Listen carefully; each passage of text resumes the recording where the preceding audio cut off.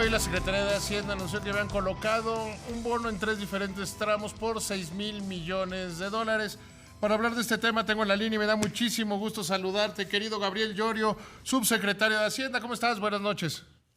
¿Qué tal, David? Muy buenas noches. Gabriel, antes de empezar en el tema, la pregunta que desgraciadamente todo mundo trae es, si el presidente está diciendo que no va a aumentar la deuda, ¿están aumentando la deuda y desobedeciendo al presidente? No, de ninguna manera estamos desobedeciendo al presidente. El presidente ha sido muy enfático en que la deuda se debe de controlar, estabilizar y, si es posible, reducir en términos de el stock de deuda con respecto al Producto Interno Bruto. Habiendo dicho eso, lo que siempre monitoreamos es el nivel de endeudamiento con respecto al PIB, la deuda con respecto al PIB.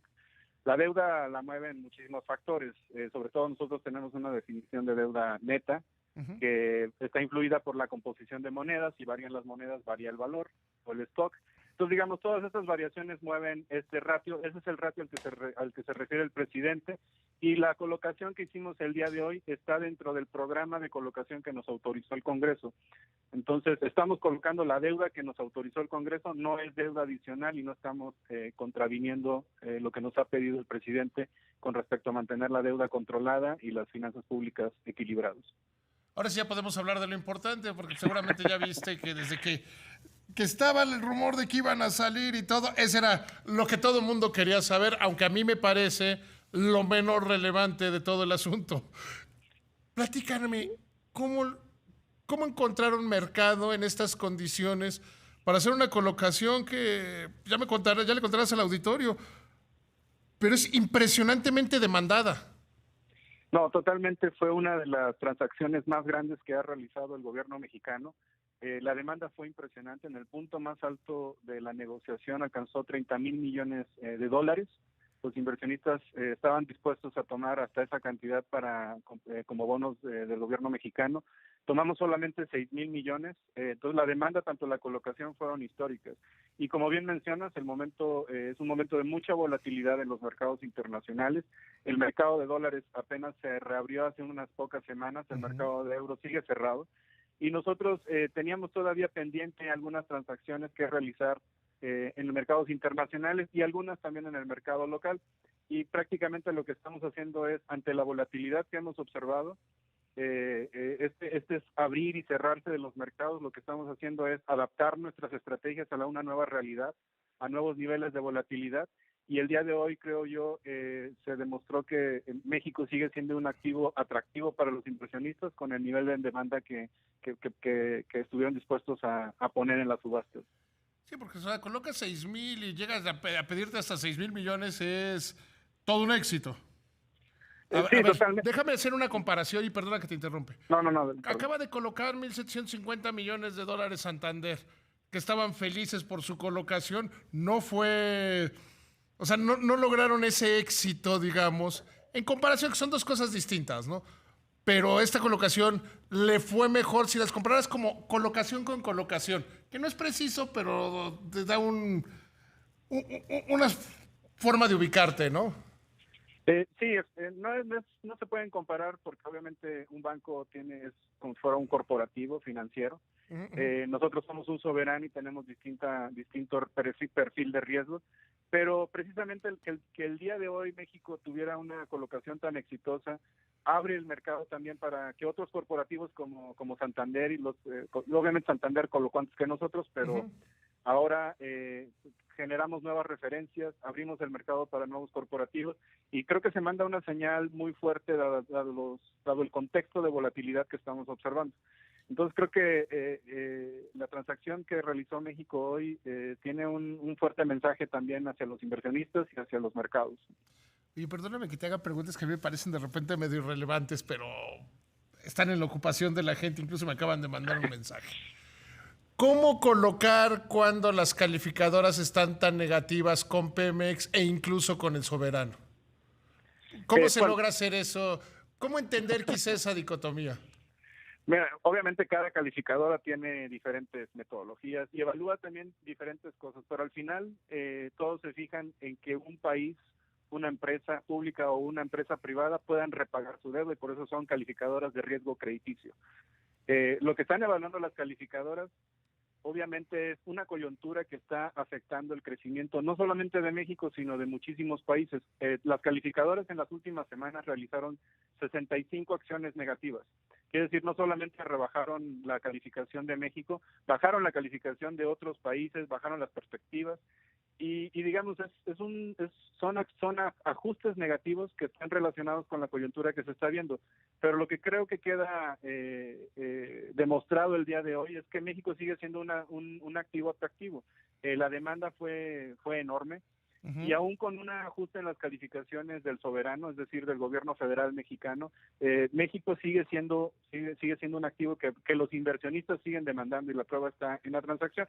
Ahora, el riesgo de Pemex obviamente se ha incrementado, y se ha incrementado porque los precios del petróleo prácticamente se fueron a cero, y ante eso pues hay un choque sobre el flujo de efectivo de la empresa, y esto también obviamente provocó un ajuste en la calificación crediticia de Pemex, como también lo hubo caídas en las acciones de las empresas petroleras que cotizan en la bolsa, y caídas y ajustes a la baja en calificaciones de empresas petroleras que pueden de otros países, ¿no?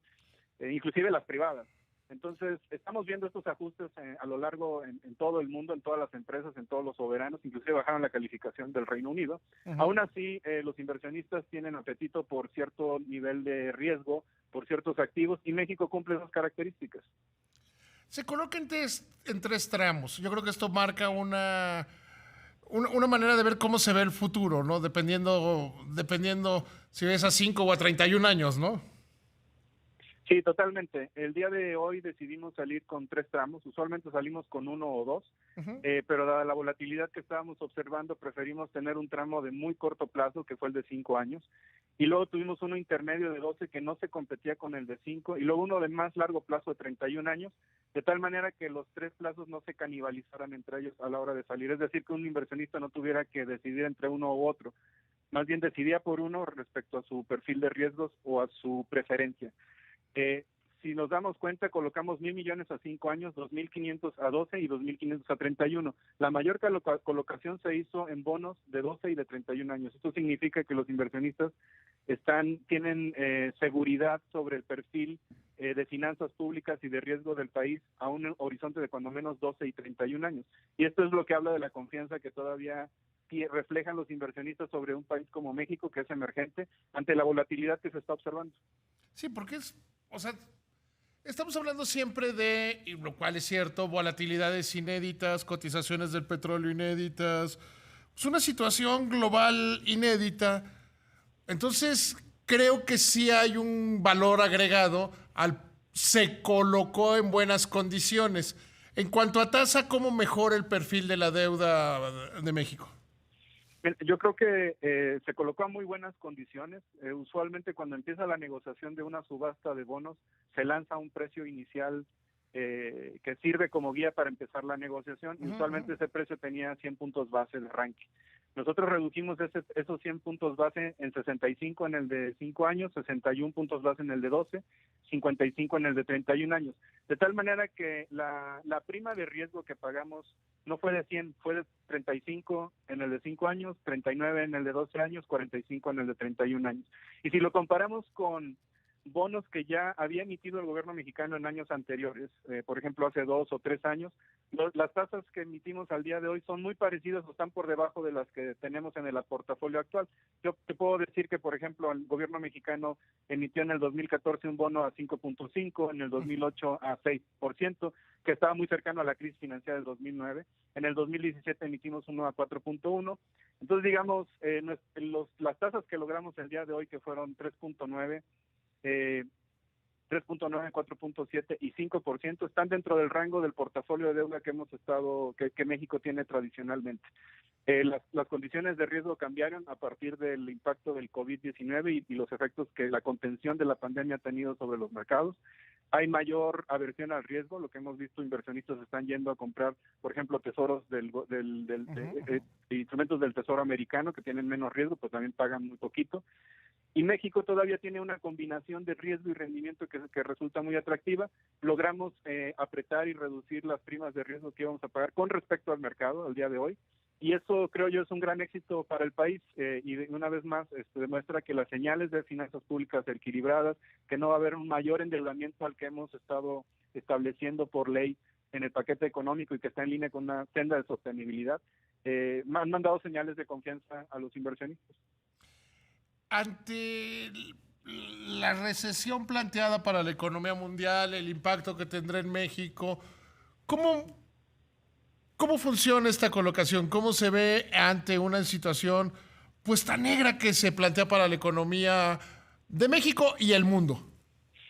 Esa pregunta que me haces es muy relevante, porque tiene que ver con la estrategia y cómo te tienes que estar adaptando ante una situación de alta volatilidad. Lo que no sabemos es cómo, por ejemplo, no sabemos si el impacto económico de la pandemia va a ser una V corta, o sea, no profunda, una V profunda, o una U no profunda, o una U muy profunda, o si esto va a ser una L. A nivel global todavía no queda claro cómo esto va a evolucionar. El mayor riesgo que podríamos haber enfrentado en los siguientes meses es que los mercados se cierren. Al mismo tiempo, muchos países están definiendo paquetes de estímulo, pero para ellos la deuda no les cuesta. Estados Unidos, su deuda es prácticamente cero, en Europa es igual y en Japón es igual. Pueden emitir deuda y no van a pagar 0% de interés, pero al ser activos de mucha calidad o de muy bajo riesgo, van a tratar de salir al mercado a levantar dinero. Y lo que creo que vamos a ver en las siguientes semanas son muchos emisores yendo a los mercados a levantar dinero para financiar estos paquetes. Lo que puede pasar si nosotros no actuábamos preventivamente y levantábamos este dinero, es que podríamos estar compitiendo con grandes emisores, como podría ser, por ejemplo, el Tesoro americano. Y ahí no tenemos absolutamente nada que hacer. Querido Gabriel, te agradezco muchísimo que me hayas tomado la llamada y seguimos en contacto. Por lo menos felicidades por hoy, una gran colocación. Al contrario, muchísimas gracias. Siempre es un gusto participar en tu espacio con tu auditorio. Que te vaya muy bien, Gabriel. Hasta luego.